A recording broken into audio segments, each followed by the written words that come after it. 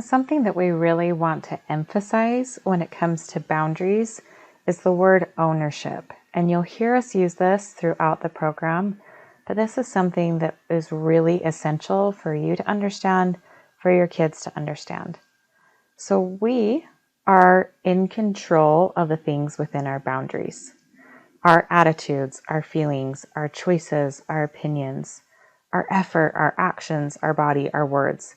That is in your boundary, and that needs to be something that you have ownership over.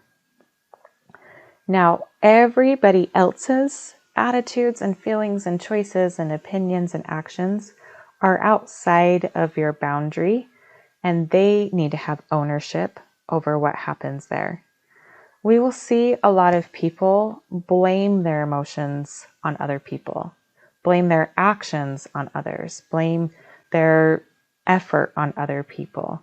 But we really want you to see that you have ownership of your stuff, and that we want your kids to be the owners of their stuff.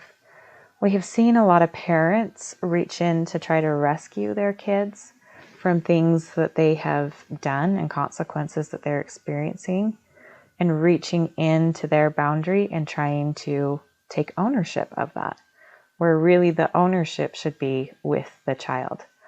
Or we've seen parents say a lot of things about why things won't work and why they can't get any better at what we're trying to teach, and not taking ownership of their own choices and their own actions and their own effort.